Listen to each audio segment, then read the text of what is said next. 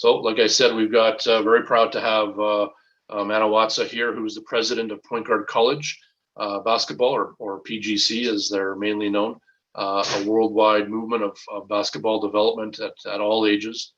So we're very proud and pleased to have Mano here with us. He's going to be speaking about building a championship culture.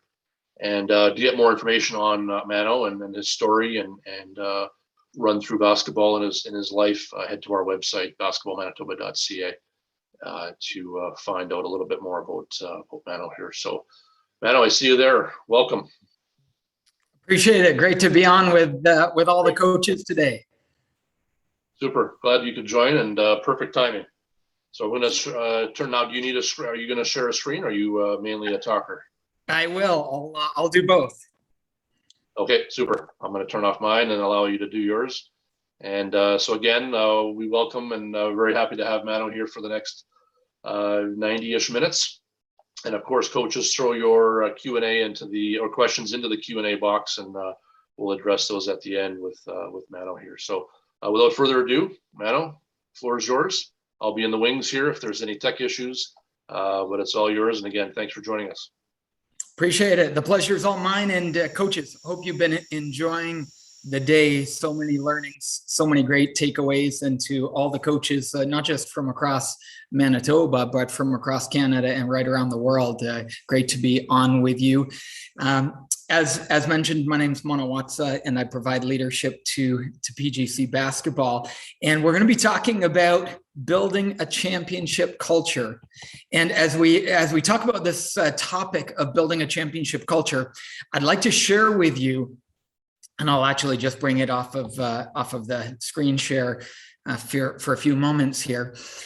I was down with one of our camps a few years ago in Oklahoma, visiting a camp, one of our Point Guard College camps taking place at Oklahoma City University. And I met the athletic director, and I was getting a tour of the facilities. And I looked up in the rafters and was amazed by just the number of banners. And I said to the athletic director, not knowing, I said, wow, you've had tremendous success here. Congratulations on all the banners and championships. And he promptly corrected me and said, that's actually not all of our championship banners. We don't actually hang banners here for winning conference championships. We don't even hang national finalist banners. The only banners we hang are national championships, which at the college level, when I took a look at just the sheer volume, I said, that's a lot of national championships you've won. And it turns out that across 8 different sports over the previous 25 years, they had won 34 national championships, which is just remarkable. And he shared with me that it's actually the most of any college in North America, the most national championships over that same time period. And so as we talked about, that the difference maker for all of those teams, what became abundantly clear is that not only within each individual team, but within their entire athletics department, they had built a championship culture. And as I spent a few days on campus and meeting their coaching staffs for several of their different teams and took a look at their facilities, it became abundantly apparent why they were as successful as they were. And what I'd like to unpack for you is not just learnings from spending time with them, but at PGC, we teach and equip players and coaches how to build a championship culture. And so players and coaches come in and they have a 5-day experience with us at our Point Guard College course or some of the other courses and camps that we put on. And we teach them what it takes to build a championship culture. And so what I'd like to do today in our time together is walk you through 7 key elements of building a championship culture. And I'll save the questions to the end, so please don't hesitate to just write down any questions that you may have. And let's go ahead and jump in. The first is a shared vision. Every coach in a championship culture creates a shared vision amongst their coaching staff and their players. And it begins with you as a coach having an overarching purpose to your coaching. And it's so easy for so many of us as coaches to get caught up just focused on what offensive sets we're going to run, what defensive tactics we're going to employ, how we're going to build out our practices, the latest and greatest slob or blob, or how to incorporate better drills into our practices. And we often fail as coaches to take the time necessary to think about how are we building a championship culture. And I think it begins with a shared vision, which begins with you yourself as a coach identifying what's your overarching purpose. Why are you coaching in the first place? And I take a look at this photo. This photo is of our director of coach development at PGC Coaching and PGC Basketball, TJ Rosine. He's played in 6 national championship games. This is after winning a championship with his captain, Michael Stanley. You see his teammates, his players celebrating in the background. And TJ really has a twofold purpose for his team. Sure, he wants to help his players become the best they can be, and he wants to have as much success and help them win as much as possible. But he also has a commitment to impacting his players' lives, to building in to the young men that he has the privilege of working with through their college career at Emmanuel College down in Franklin Springs, Georgia. And he's crystal clear on his overarching purpose, and it goes far beyond wins and losses.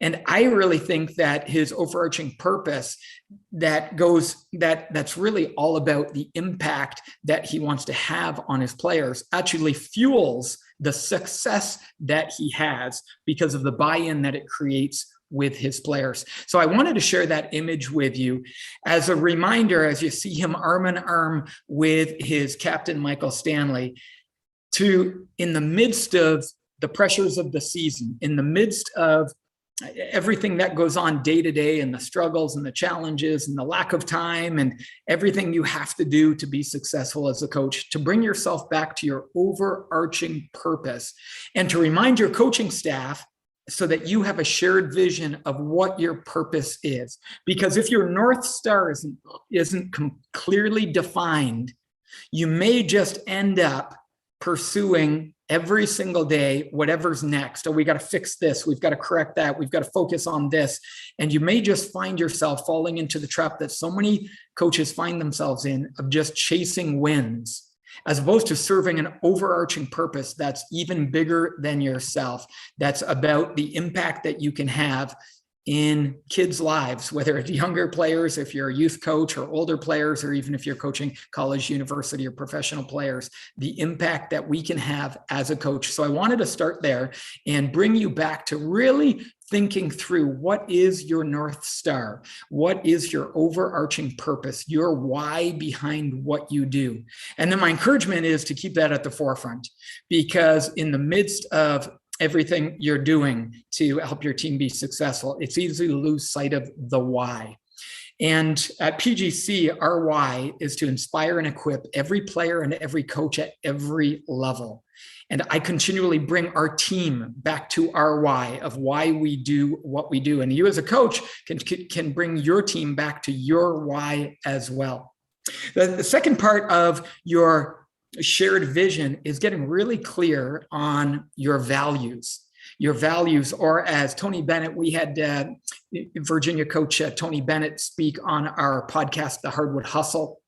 And Tony talked about his 5 pillars that he emphasizes to his team. And that's part of their vision of who they want to be as a team, what values they're going to be committed to. And he talks about servanthood and gratitude. And it's not how they run that transition. And it's not how it's these character qualities that he wants his team to espouse and to live out every single day. And so my second challenge for you is, have you gotten clear on what values you want to operate by, that you want you to see your team live out, that you want to see your team demonstrate and model with each other? And I love, Tony Bennett calls them his 5 pillars. And if you want to listen to the entire episode, just do a quick search up for Hardwood Hustle, our podcast. And it's a tremendous episode on his pillars and how he built the Virginia program. So number 1, your overarching purpose as part of that shared vision. And the second is getting crystal clear on your values. And once you have those two clear, then it's a matter of how do you take your vision for your team and how do you take your values and impart those to your players. And so let's move on to number 2. And number 2 is having high standards. And when one of our staff asked me the other day, he's part of our PGC coaching team, he said, Mano, how would you differentiate between values and standards? And I defined it this way. Values are who you want to be, and your standards are how you live out your values. They're your values in action. And every championship team has incredibly high standards. And not even in sports. Any team, any business, any organization that's operating at a high level, I mean, we know this. Every organization or team operating at a high level has incredibly high standards. So what I want to talk to you about briefly is how do you create high standards or even raise the standards for the teams that you coach? So I've written a few things down here to help us. The first is you have to set the standards with your team. And it's ideal if you set the standards really early on. And I think this is a mistake that we make as coaches. Instead of setting the standards early, we find ourselves in reactionary mode and we're correcting, and then we're frustrated and critical because our players aren't living out the standards that we want to have them operate by. And we have about 1,500 coaches that attend our camps each summer and each fall to see how to build a championship culture. And what coaches are continually amazed by is how much time we take on the first day of the camp. It's only a 5-day camp, but on the first day, we spend the vast majority of the first day just setting the standards, helping the players understand. We'll have 120 players coming in from across North America, from different backgrounds, different perspectives, and we want them all to come to our standards, come to the level of our standards. And so we spend a lot of time helping them to understand and buy in to what these standards are. And we allow them to help co-create the standards. So by the end of the first day, everyone knows what the standards are and how to live them out through the week. And that's how, over the course of the week, we can have nearly no problems with 120 players staying on a university or college campus and being away from home for sometimes the first time and away from their parents.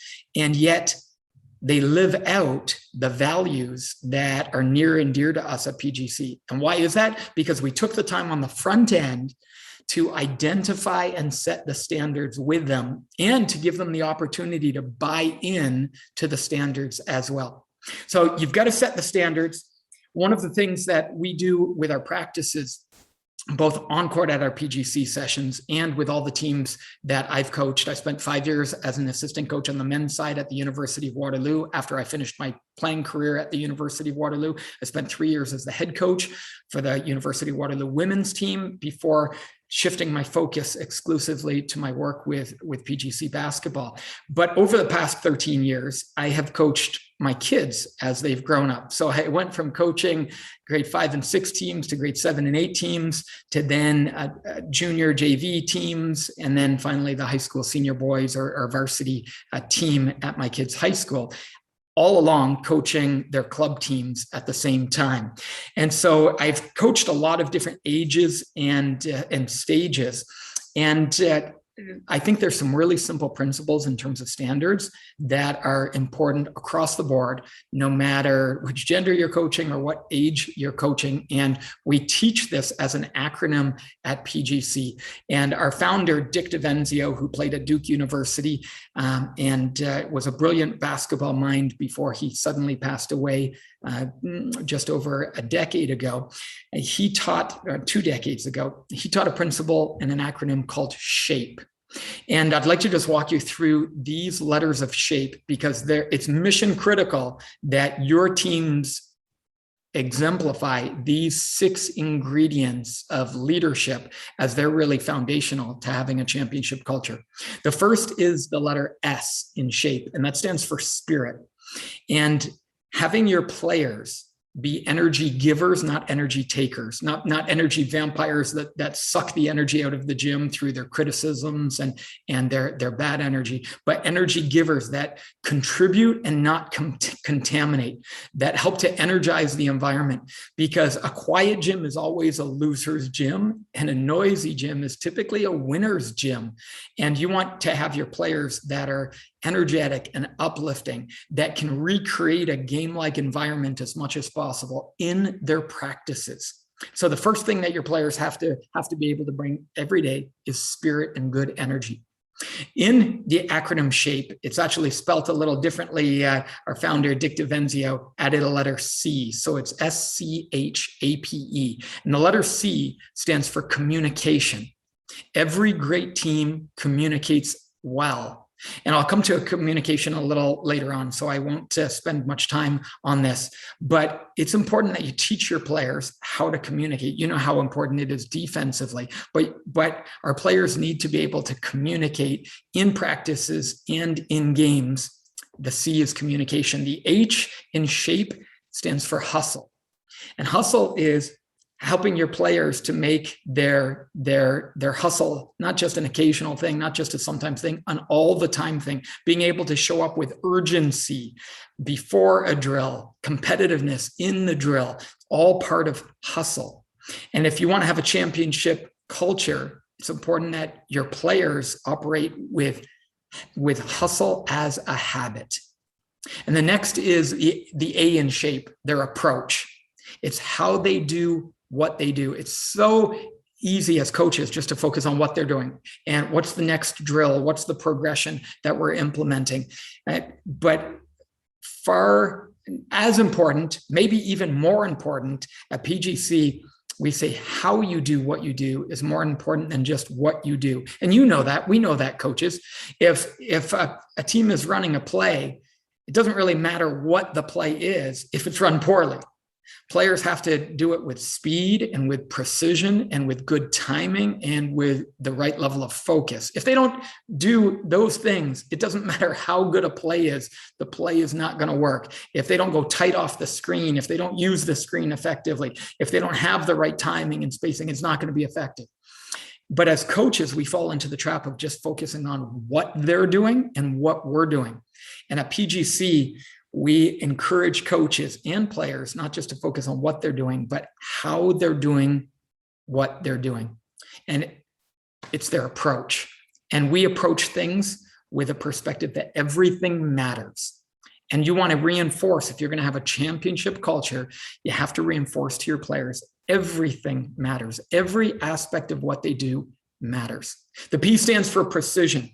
And precision is an unwavering commitment to detail and paying attention to, and not just paying attention, but teaching your players to pay a ridiculous attention to detail. And then finally, the E is in S.H.A.P.E is to enhance, that your players are continually looking for ways to make themselves better, make their teammates better, and make the team better. They push the envelope to find ways to make themselves and make each other better.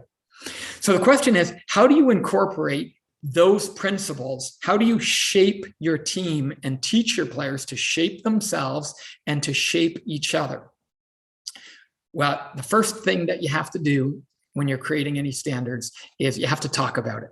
So you've got to talk about it. Typically in the first, I even do it in tryouts where I talk to the players about, here's what I'm looking for. In addition to your skills and in addition to your everything you can do on court and your competencies, we're also looking for players who shape themselves and shape each other, who bring spirit and energy, who communicate, who hustle, who have the right approach, and you show that you care and you show that everything matters. You've got good body language, you've got good eye contact, you've got good sportsmanship, you look like you're for the team and not for yourself. You've got precision and you're precise and you pay attention to detail and you look to make others around you and our environment better. I let players know that in the very first practice. And so the first piece in having high standards is to make the standards known, to talk about them. The second piece is to model the standards. you and your coaches and your captains or your veteran players, it's mission critical that whatever standards you have, if you want to have a shaped environment, that you're shaped and that your coaching staff is shaped as well. If you want your players to be precise yourself. If you want your players to hustle, ensure as a coaching staff, you're modeling hustle. If you want your players to be spirited, show that you're consistently spirited. If you want them to have a great approach, make sure you're modeling a great approach as well. So you got to talk about your standards. You have to model the standards, and then you need to reinforce the standards. And how do you reinforce the standards? Well, you reinforce it by two ways: reminders and encouragement.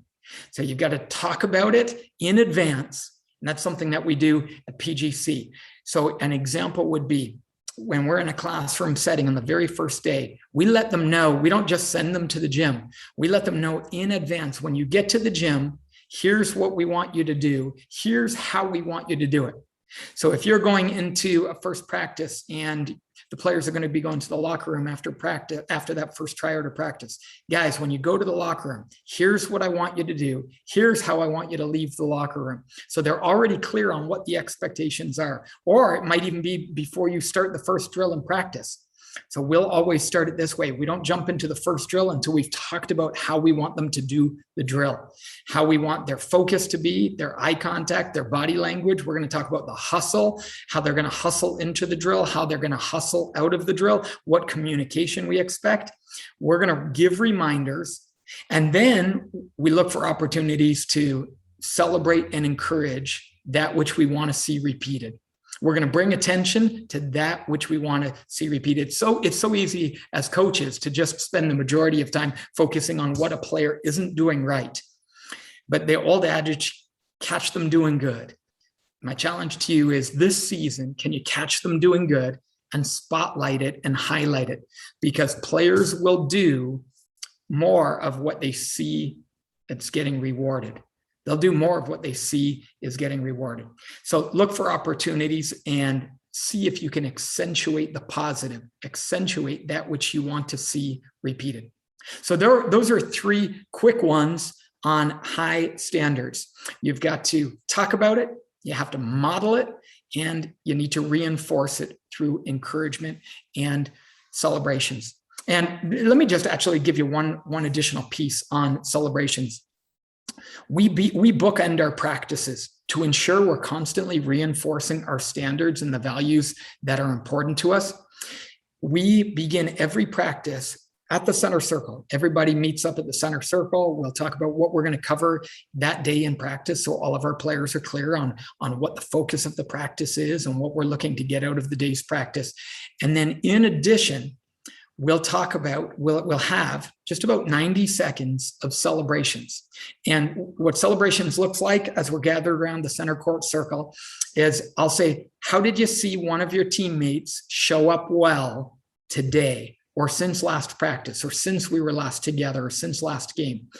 And we will have already set standards in terms of how we expect them to and how we want them to show up in the classroom, participating, paying attention, all of those different pieces, completing their schoolwork on time, how we expect them to show up in the hallway, acknowledging each other, et cetera, how we want them to show up pre-practice, helping get the balls out or helping sweep the floor or getting their pre-practice skill development time in. So when we step into that practice and we meet at the center court circle, they've had a chance to see each other, how they showed up in the locker room, how they showed up when they first started pre-practice. And we'll take 90 seconds and I'll say, who did you see showing up well? And the first couple of days, it's a little bit more difficult because they're just starting to get the hang of it. And we as coaches sometimes model it. So maybe I'll say, John, I thought you did a great job of getting in the gym and getting to work right away. I saw you working on your free throws before practice and you were focused, not fooling around. Way to go. And at PGC and with all of our teams, we give snaps. Everybody gives snaps. The closest two players give a little dap to John, and then somebody else will share. And maybe Jeff will say, Jay, I saw you get in and immediately grabbed the mop and started sweeping the floor. So the floor was ready for practice. Everybody gives some snaps. Maybe an assistant coach will share. with another player. And we'll have 4 or 5 celebrations, and somebody might say, hey, in math class today, Jim, I saw you put up your hand twice. Hey, way to participate. That's how we expect everybody to show up. Well done. That daily celebration time, it only takes 60 to 90 seconds. It's a powerful reinforcer of our standards and the values that are important to us every single day. And players begin to look for it in each other. And why is that important? It's important because players so easily see the shortcomings within each other. I mean, we all do that. It's human nature. We see the worst in each other. We can be critical and find the shortcomings of others. And when we do celebrations, it forces players to look for the best in each other. And then we come back at the end of practice. So after we've finished our hard practice, no matter how the practice has been, we're going to meet at the center court circle again. We'll circle up, I call it. And when we circle up, we're going to debrief the practice. We're going to talk about, what's coming up the next day or next game, whatever it is. And we're going to end practice with celebrations. And those celebrations is another 60 to 90 seconds for players and coaches to share how they saw someone else show up well. But this time it's related to not how they shaped their locker room or how shaped they were in the classroom, but how shaped they were during practice. And so Jeff may say to John, hey, John, I thought you did an awesome job hustling and battling for the boards today. Everybody gives snaps. Maybe I didn't even notice it as a coach. So they might see the good that we as coaches didn't even see. It also gives me a chance and our coaching staff to recognize players who showed up really well, especially if a player's made improvement in a given way. So Mike, I thought you did an awesome job today running the lanes. That was the hardest I've seen you run the lanes, both defensively and in defensive transition, but more so offensively. Way to go. And so it gives us a chance to step out of the competitive time and really reflect back on the practice and see how others have contributed. And that just reinforces the culture that you're trying to create and the high standards that you're trying to have your players live out. It goes a long, long way, especially once pre-practice, to players taking care of things off the court, because pre-practice, they're always going to celebrate things unrelated to practice, unrelated to their on-court performance. And after practice, end of practice, they're going to celebrate how they showed up during practice. We do that in games as well. We'll do celebrations at halftime and at the end of every game, just for 60 to 90 seconds. Win, lose, win big, lose big. We're going to always end the same way with celebrations. So that's high standards. And let's move on. Number 3, a common language. Went ahead of myself. Every championship culture and every championship team and every winning organization tends to have their own distinct language, their own distinct way of communicating with each other, their own mantras, their own sticky and distinct language that everyone within that team or within that organization understands. So for example, at PGC, we teach, and here's one of the benefits of having sticky language. Sticky language can immediately, a single word can help anyone who knows that language, they can know exactly what you mean by it without having to re-explain it every time. So at PGC, we teach players a concept called P dribbles. And Dick DiVenzio, founder of Point Guard College, called a P dribble a wasted dribble in which a player just pees their dribble away. They're not going anywhere. They're not doing anything productive. They're just wasting away their dribble. It's a P dribble. Once we've taught players a P dribble at PGC, we'll show it to them on film a couple times, and then they know. Then all week long, if we refer to a P dribble, we don't have to say, you're dribbling too much. Hey, stop being fancy with the ball unnecessarily. You're not going anywhere. We'll just call out P dribbles. And we actually make it a violation at our PGC camp so that if somebody's P dribbling, it's automatically a turnover, like traveling or double dribbling. And that sticky language is highly memorable for players, and it helps to change behavior because they know exactly what it is, and it doesn't require a paragraph or even a full sentence. can just say P dribbles. And it's really useful in games to have that type of sticky language as well. Another example is coaches. We use coach speak all the time. An example of coach speak is talk more. We've got to talk more. Well, that's just coach talk. Coach talk. Hustle more. Talk more. We're not communicating enough. But have you actually told your players what you want them to say? Do they actually know exactly what you want them to say? So we just teach two really simple levels of communication. There's a little bit of an aside more. This is part of communication. But we teach players, the first thing, some coaches like a player to yell out ball, ball, ball, ball, ball. The player guarding the ball is actually the one player that we don't want talking. We just want them solely focused on staying in front of their man and containing their check. But all the other players, we want communicating. We want them communicating to each other, and we want them communicating to the on-ball defender and to the ball itself, to the dribbler. And so we teach two simple levels of communication. Level one communication, really simple. Tell others what you're doing. Tell them what you're doing. I'm getting over this screen. I'm getting over this screen. Just tell them what you're doing. That help. I've got number 21 in transition. You don't have to tell everybody what everybody else needs to do. Level one, start with just telling others what you're doing. We have players actually work on this in practice where everyone in a just a walkthrough scenario has to call out everything they're doing at any point in time. I'm in help side position. I'm denying the ball. I've got number 5. Level one communication is just your ability to tell others what you're doing. Level 2 communication, tell others what they should be doing. I've got 5, pick up 21. I'm getting over the screen, hedge, hedge, hedge for me.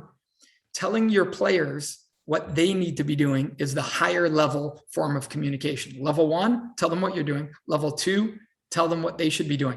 Another example, you're off ball. You tell your partner, Sam, bring her my way. Sam, bring her my way. That's letting her know exactly what she should do. Let me come on back to common language. If you don't have a common language, I'd encourage you as much as possible to look for, and through podcasts you listen to, through watching other coaches, to books you can read. Our PGC founder wrote a book that's been used by coaches at all levels of play. Nick Nurse from the Raptors has bought dozens of copies to give to his players over the last few years. And when I was talking to Coach Nurse about it, he said, it's my favorite book of all time. He said, I've given it to every player I've ever coached for the last couple decades. He even wrote about the book in his own book. And the book's called Stuff Good Players Should Know. But the book Stuff Good Players Should Know will give you tons of ideas for sticky language that will be memorable for your players and have instant meaning that can be shared. And that can be helpful in creating your championship culture. Number 4, every championship program is highly competitive. And learning to create a competitive environment is absolutely critical as a coach. And I'm sure if you're like me, you've had players who are highly competitive, and then you've had players who weren't very competitive, and you've probably wrestled with, how do you help your players to become more competitive? Let me give you the first piece. The first piece is to create competitions within your practice as often as possible. I heard Dave Smart. I had the privilege of playing for Dave Smart back in the Canadian Junior National Championships with Basketball Ontario back in the late 1990s. Of course, Dave has had just unparalleled success at Carleton University. And Dave made everything competitive in practice. And I heard him say once that he attempts to make 90% of his practices competitive in some form or fashion. And I mean, that's a really high percentage.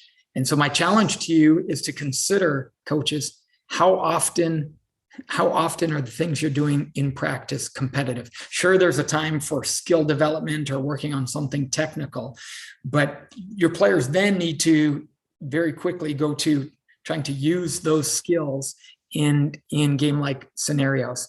And that intermediate step is going from just working on skills to working on reads and decisions, and then working on reads and decisions, then on to actually competing.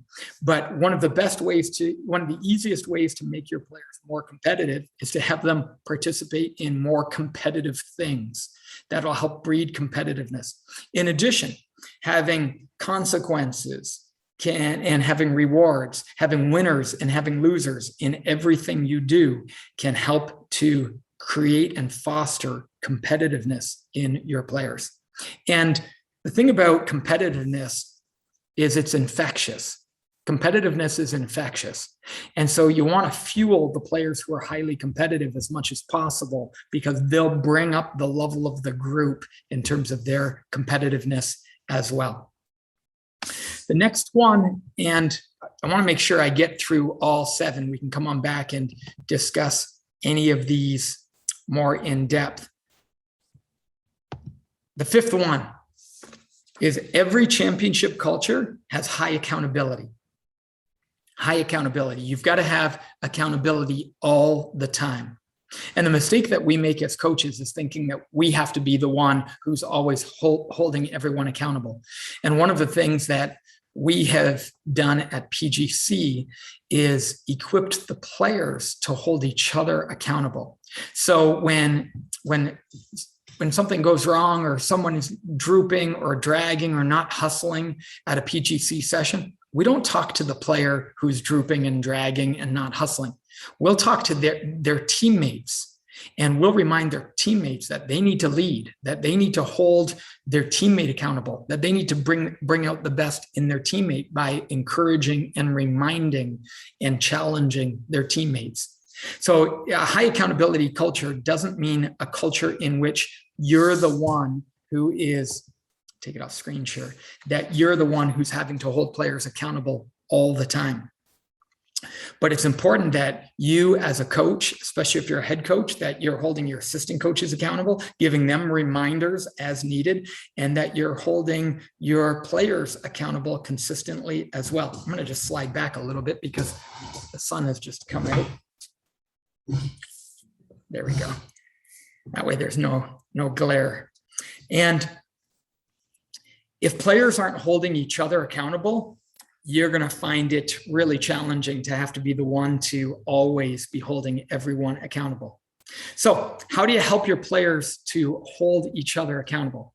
First of all, you have to tell them that you expect them to hold each other accountable. And then you have to teach them how, because most people shy away from holding each other accountable. So in order to do that, you're going to have to give them some of the tools to do that. And I want to give you some, as coaches, some best practices as well. Let me start with the best practices for coaches. One of the things that I often see watching hundreds of practices at the college, pro, and high school, elementary level over the years, not just in basketball, but across a variety of sports that my kids have participated in, is that as coaches, we often stop the action for everyone far too often, when it's only one player that we're actually attempting to hold accountable. There's certainly scenarios where it's going to be a principle that you want everybody on the team to know. But our best practice is, if you're doing, let's say you're having a scrimmage, how often should you stop that scrimmage? Well, you could have a teaching scrimmage or a competing scrimmage. If it's a teaching scrimmage and you let your players know this is going to be a teaching scrimmage the next 10 minutes, and then you can stop it over and over again and give them teaching. If you're having a competing scrimmage, then instead of stopping the play, you may not want to do that at all through the competing scrimmage, or maximum maybe once, but then ensure that there's 6 players on a team so that you can continually be subbing players out, so that you're not stopping the action entirely because they need their reps and they need to be competing, but that you can pull players aside individually to give them the correction or the feedback that they need without having to stop the action. That's something that I see coaches often miss the mark on, because they're stopping the action entirely, putting the microphone in their hands, and players aren't getting the reps and the quality reps that they need enough in practice. So how do you help your players to hold each other accountable? Well, we teach it a few different ways, but the first is you give them permission to, and you let them know that that's not just something they have permission to do, but that it's actually an expectation, because you're not always going to be there as a coach. You're not going to be there in the locker room. You won't always be there in their hotel rooms or wherever it might be, off the court, in the classroom. And you need your players to hold each other accountable. And so you get buy-in, and you find out from the players, hey, how many of you are willing to receive, to have your teammates hold you accountable if you're not upholding our standards? Are you willing to? All right, take a look around. I just did this last night with a prep school team that I was working with here, and had them put up their hands if they were willing to have their teammates hold them accountable. Every hand went up in the air. Then I said, how many of you are willing to actually hold your teammates accountable, to have the difficult conversations, to give them the reminders when and if needed? And the hands started to go up in the air, but they had to think about that one, which is a good thing, because players should think, am I willing to step out of my comfort zone? Because here's the important concept that we attempt to emphasize with players. A leader does not have the luxury of minding their own business. Let me say that again. A leader does not have the luxury of minding their own business. Rarely does a player drop the standards on their own. Typically, when a standard drops, it's because those around them have allowed it to drop. So if you want to hold high standards in your program, you have to remind your players to hold each other accountable. You have to equip them to hold each other accountable. And then you got to celebrate when they do hold each other accountable. And that's high standards. Number 6, every championship culture is a high trust culture, a high trust culture. And there's a few pieces that are important to have a high trust culture. And at the end of the day, within a culture, everything comes down to trust. When the trust erodes, not much can get accomplished. So how do you create a high trust culture? One, you have to have honest conversations with your players. You won't foster a high trust culture if you don't talk about things like playing time and why some players are playing and why other players aren't playing. It's important that you have honest conversations with the team and with your individual players, or it'll erode trust. The second piece is you've got to address the real issues. Whatever's going on that you see, if you're not willing to address it and to have the difficult conversations at PGC within our staff, we call them courageous conversations. They're the ones that are hard to have, but are needed to be had. And it's so easy just to put them off, not just as a coach. It's easy to put them off, in your marriage or with your kids or with in your work environment, because it could just be uncomfortable. But it's important that if you're going to have a high trust culture, that you address the real issues and that you have the courageous conversations. And you want to do it, we call it using generous speaking. So you're not attacking someone, but you're doing it to serve and support them, because your players will always know where you're sourcing it from. Are you sourcing it from really caring about them? Are you sourcing it from their best interest? If you are, they'll be able to receive even difficult conversations. And sometimes there's going to be situations where players are having trouble with each other. They're frustrated with each other or whatever it is. Being able to get those out in the open and talk about them are going to be really, really important. TJ Rosine, who I mentioned back at the beginning, who had his arm around his captain after winning the championship, he has open mic Mondays, and open mic Mondays is a time in the locker room before or after practice where they'll take 10 or 15 minutes and talk about the real issues. And guys can surface anything that's weighing on them, their frustrations, their challenges, and it's a chance for everybody to be real. And TJ says those are some of the most powerful times they have the entire week in practice, because it allows guys to open up and it helps to build trust, because they talk about what's really going on instead of just pushing it away and not having those real conversations. And the third way that you can build high trust is this simple one: just believe in your kids. Believe in your kids and speak out how you believe in them, how you believe in their potential. And that's one that our players can always feel if we believe in them or if we don't believe in them. And if you don't believe in them, they're going to feel it whether you say it or not. And if you don't believe in them, it's going to erode trust. And you won't be able to have a high trust culture, and everything else will come up short if, in fact, your kids don't feel like you believe in them. So ensure you're always conveying with your words and your actions that you believe in them. And let's go to number 7, deep connections. And deep connections in a championship culture. I've got a couple principles, and I want to share with you some really simple applications for this one to help create powerful, deep connections. Once again, this is TJ's team, and this is before a game. They go down in 2 rows, and everybody connects with each other, and they hug each other. And it's one of the most incredible things I've seen before a basketball game. And these guys play as a unit and play as one together. And you can tell they've always got each other's backs, and they've got incredibly deep connections within their team. I think their open mic Mondays really help with that. But the deep connections for you as a coach with your players, a few principles to share. Number 1, connect before you correct. Connect with your players before you correct them in practice. And if your players had a tough practice, make sure you reconnect with them after practice. Practice isn't done until you've connected with them on the back end, especially if they've had a difficult day. But what does it look like to connect with your players before practice, to connect before you correct? First of all, if you jump in and you haven't had any connection with them and you start correcting them in practice, that's going to do damage to the relationship. So it's always important as coaches, as teachers, that even as parents, that we connect before we correct. I'll share with you a simple principle that I actually picked up from TJ that I've applied with all of my teams ever since I picked it up 7 or 8 years ago. And it's called the say hi, say bye rule. The say hi, say bye rule. And we have a lot of principles within our team and only one rule. And my rule is this: tell the guys the first day of practice, and then I remind them and encourage them. And it's deeply ingrained within all the players that I've coached. The moment I come into the gym, I want them to come say hi.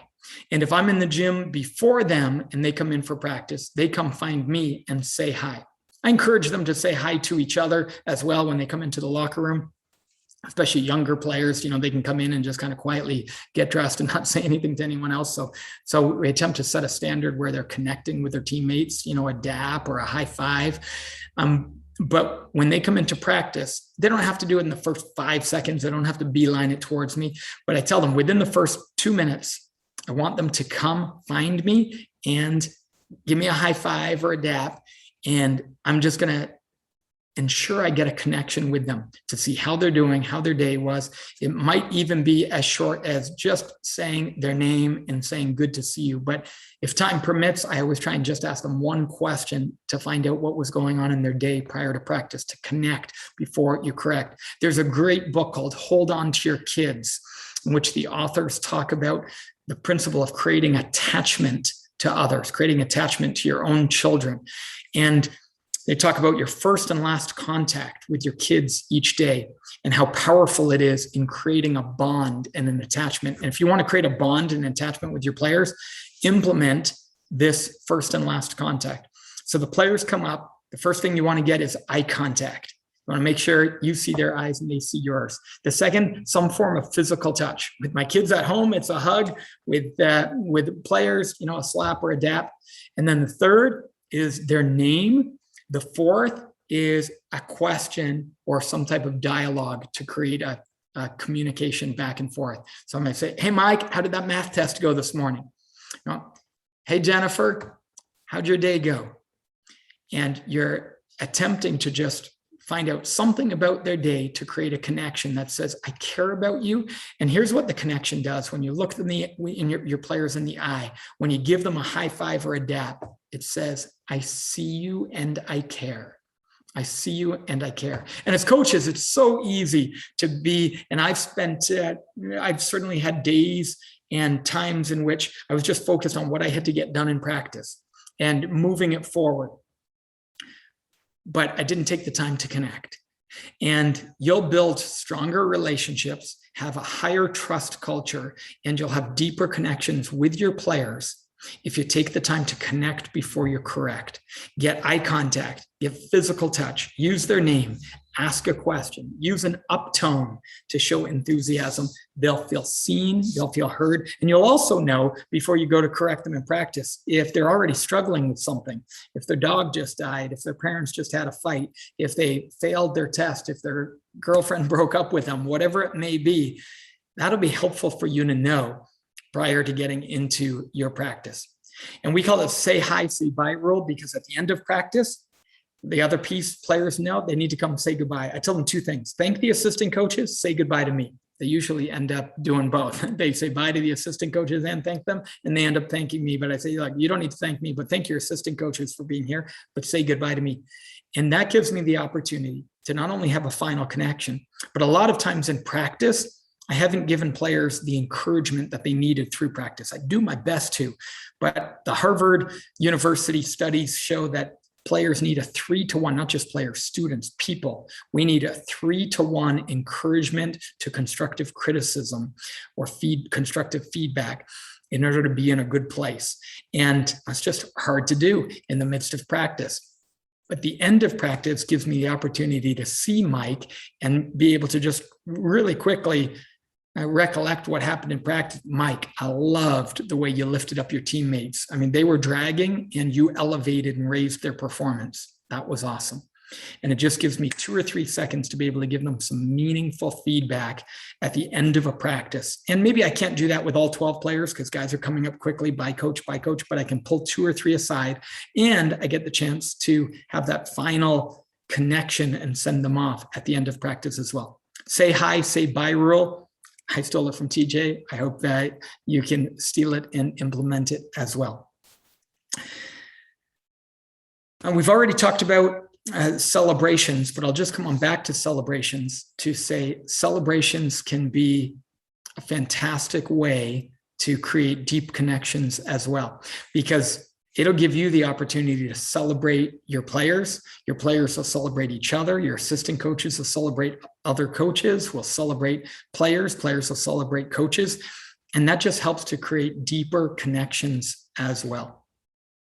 Let's go ahead and review, and then I want to have ensure we have ample time for questions, and then I'll have a few thoughts to wrap us up as well. Let's just do a quick, I'm going to screen share one more time.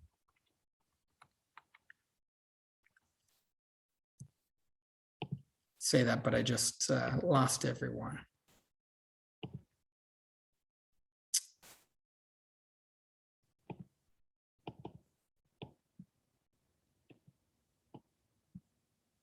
Oh, whoops. All right, there we go. So once again, just to review the 7, to build a championship culture, have a shared vision, high standards, develop a common language for your coaching staff and your players. Make sure every day is highly competitive. Find ways to make everything that you can a competition. Number 5, build a high accountability culture, not just you holding your players accountable, but teaching your players how to hold each other accountable. Ensure you take the time and invest the time to build a high trust culture. And finally, number 7, build deep connections. Utilize the say hi, say bye rule, have the celebration times at the beginning and end of practice, and connect before you correct. Let me open things up for questions, as I want to ensure we have ample time for questions, and then I'll come on back with closing thoughts. Okay, Mano, we've got one question right now. I've got one that's been text messages to me as well. So the first one there is talk a little bit about the challenge of working with athletes that do not want or need your overarching value. Players, parents only wanting you to provide the basketball aspect. Yep, certainly. Well, that overarching aspect of that you and your coaches may have in terms of impacting players and I have 4 or 5 things that I share with our parents and our players in our initial parent meeting, because I want our parents to understand, what my overarching purpose is, what our team values are, what our standards are. And so we have this preseason parent meeting.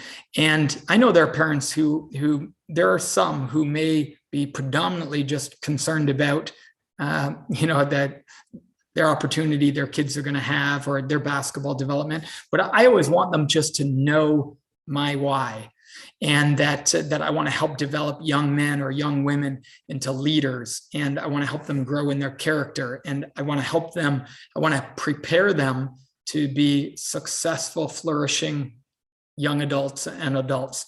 So I share that unapologetically, but I also share that I want to help the players reach their goals in basketball. I want to help them develop their skills. I want to help them become the best players they can be. And I want to help them learn what it really means to be a team player and to contribute and to pour themselves into the sport for the benefit of their teammates. So I share all of that as a backdrop. And it doesn't really matter that much whether the players buy into all of those other components. I'll speak to what they love most. So if a player is really, most players want to have a great experience in the game, and most players want to, grow and become better, but better even more than just their skills. But if they don't, I don't mind that. I don't try and sell them on a bigger vision in that regard. I'll just bring everything back to what they truly care about. And if it's winning games and getting better, I'll let them know, hey, to win games, we need you to be a better leader. And to win games, we need to grow in these areas as a teammate, etc. So I hope that helps. Okay, great. This is the one that was messaged to me directly. Hi, Coach. Please share any advice you may have with dealing with parents who are a bit overzealous or living vicariously through their child, and how you would deal with somebody who's more excited to play than maybe the player, or more excited to be involved in the player. Yeah, and in our PGC coaching program, I do an entire course. It's like a 3 to 4 video series on how to onboard your parents and keep them on board so that they're with you, not against you, and so that you don't have significant challenges during the season. Can you say the question one more time? I was about to take that a different direction, and I want to make sure I just speak to the very specific question. Right, dealing with a parent that's overzealous and living vicariously through their child. How would you address or deal with that parent, if at all, as a coach? Yeah, if there's really kind of 2 different types of challenges. Maybe there's more than 2 that we can have with parents, but that overzealous parent, I think the pre-parent meeting to help stretch the parent to think beyond just their own kid and to think beyond their own experience can be a really useful one. I didn't do a beginning of season parent meeting for many years until I had that situation come up. And then once I had that situation come up, then I realized I need to be proactive instead of reactive. So the first piece that I would recommend would be having that parent meeting in order to help, hopefully, give that parent a bigger vision of their kid's experience, so that they're not just living vicariously through their child. But I'm going to just invite, we've got a couple hundred coaches on this call, invite them to post into the chat box how you would handle this. Why don't we tap into the shared knowledge of that shared experience and knowledge of the group? I'd love to hear a few different perspectives on this one. How would you handle it, coaches? Type into the chat box.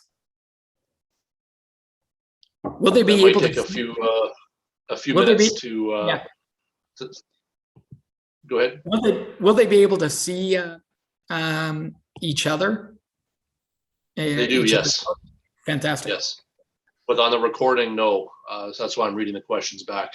Sure. So those that watch this after wouldn't see the actual text box in real time.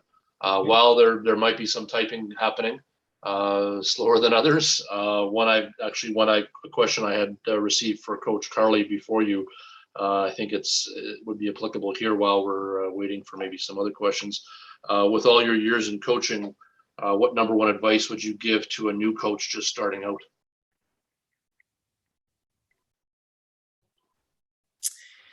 One piece of advice would be focus on what happens the most in games. One of the mistakes I made as a young coach was I had some things that I thought were really good things to teach players.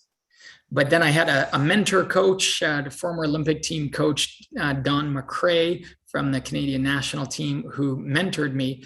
And he said to me one day something that was striking. He said, Mano, as you think about your practices, do you build out your practices based on what happens most in games?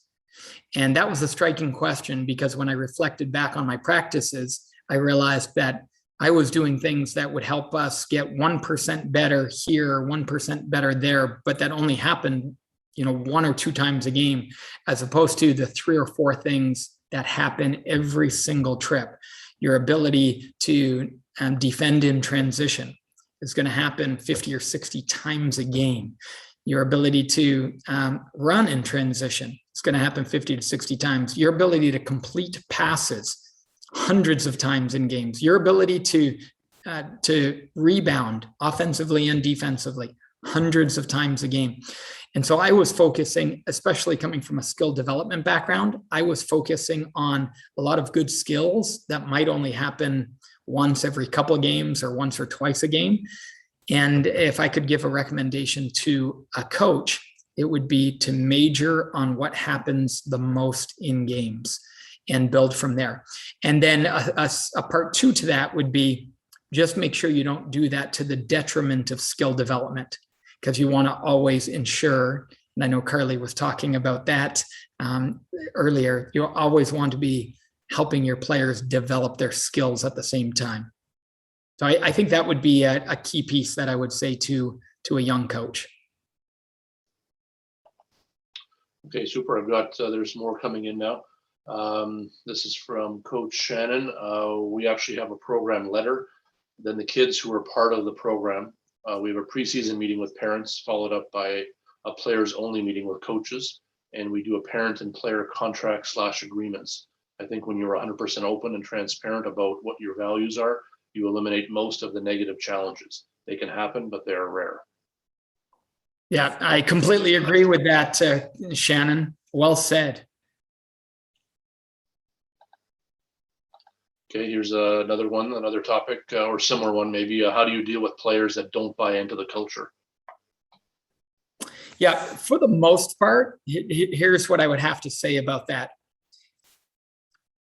There are very few players who are just purely selfish or bad kids, if any. And so if they're not buying into the culture, chances are you haven't found the hook to help them buy into the culture. So I would actually put that back on us as coaches to say, all right, how do I need to either build better rapport with this player or really find out their deepest motivations?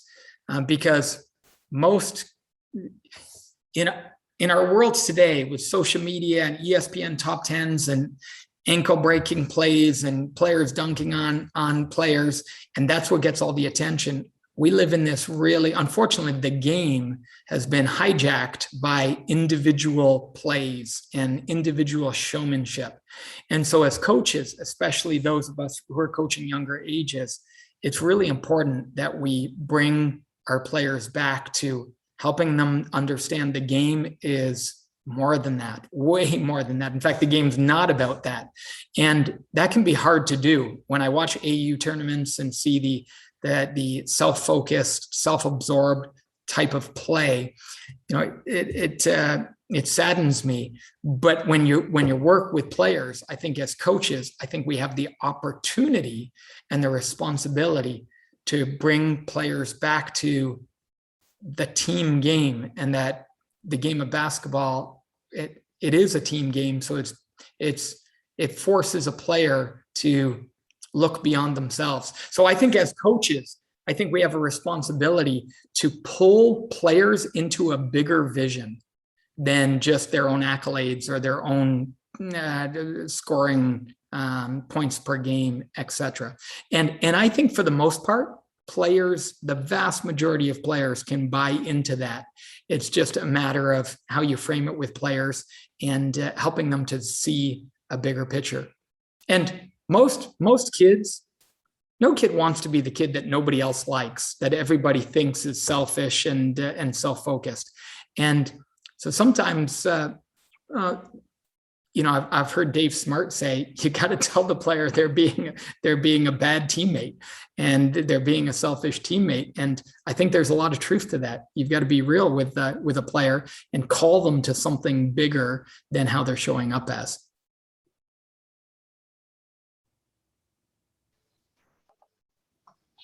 Okay, great. Question from Coach Robert. With knowing that players holding each other accountable can sometimes be a slippery slope, what age of player would you recommend starting that process? Yeah, you could start at almost any age in the form of encouragement and reminders. So reminders beforehand can be done at any age. Encouragement can be done at any age. When it's after the fact and a teammate has, let the team down or they're falling short, I think that can be a slippery slope. And I was having this conversation just with a coach last week where he was concerned about his players policing each other and going to the extreme of, potentially hurting relationships because they were policing each other and holding each other accountable. I think there probably is an age in which, actually, let me take that back. I don't think it's an age piece. I think it's a maturity piece. We have players that can have the relationship with their teammates to be able to correct them and eyeball them and say, you can do better. We need to do better. You must do better. And it certainly can be done at the high school levels.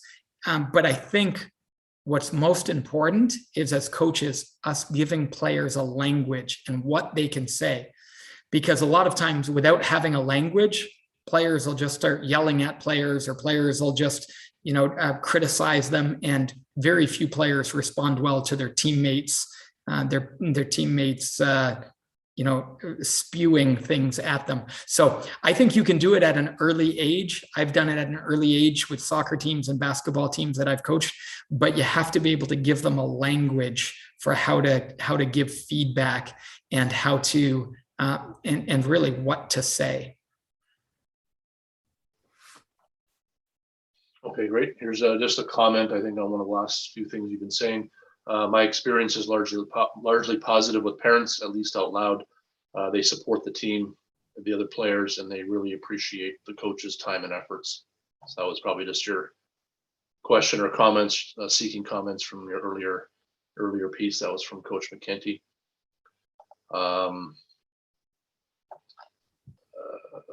There's another one down here. Do you find girls are easier to create this culture as opposed to boys? From now having coached both university men and women at the University of Waterloo, and coached my son's teams and my daughter's teams, I've actually found it incorporating these different pieces, these 7 different elements of building a championship culture. I found both genders and all different age groups to be equally receptive.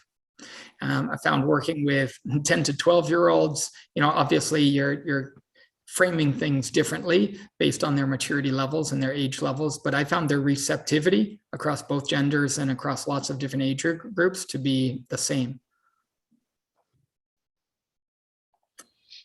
Okay, this one looks more like a comment here from Coach Friesen. I try and make the effort to speak with parents early on and let them know that I'm happy to talk with them about anything except basketball strategy and playing time. If their child has a concern about something, they can come to me directly and speak to me about it. I coach high school, so they are nearing adulthood, and if they're really concerned about it, when they should be talking to me. This eliminates the parents being more concerned than the athlete, because the athlete will not bring it forward unless it's actually a concern to them. Again, just a comment. Yeah, from terrific. Coach Reed, which is nice. Good to see. Yeah, appreciate Coach Flett, this looks like a comment as well. Each team is an opportunity to become part of a new family. It is a place where new skills are taught and a place to grow. Keep it simple and relevant to what the program has to offer. Be open, honest, and make sure that the gym or program is a place where it's okay to make mistakes. Okay, good comment from Coach Flett. Comment from, just making sure I don't miss any here, from Coach Jackson Davis, on the overzealous parent comment or topic. If the parent so badly wants their child to be successful and the stress the parent is putting on the child is hindering development and performance, getting them to start being more positive and or backing off, a la Phil Jackson with Horace Grant, even on a trial basis, can help. And if they see improvement, it can help foster further relaxing of that pressure. And just to comment on that same topic we've been talking about. That's great. Here's one that's a question from Coach Roxanne. Is there any other thing you would add to the S.H.A.P.E acronym if you could? You know, that at our Point Guard College courses, we spend 40 hours unpacking S.H.A.P.E for the players in every way possible. They hear it, they see it, they do it. They hear it in the classroom, they see it on film, they do it on court. So, you know, I was covering it in a really brief way now, but I think the S.H.A.P.E acronym is really comprehensive for teams of every kind and players to be able to build a championship culture. So I think it's really complete, all 6 of those elements. So I can't think of one I would add, because anything that wouldn't fit under spirit, communication, hustle, precision, or enhance usually falls under approach. So approach can be pretty broad. And really, you know, the how you do what you do is all about a player's approach and a coach's approach.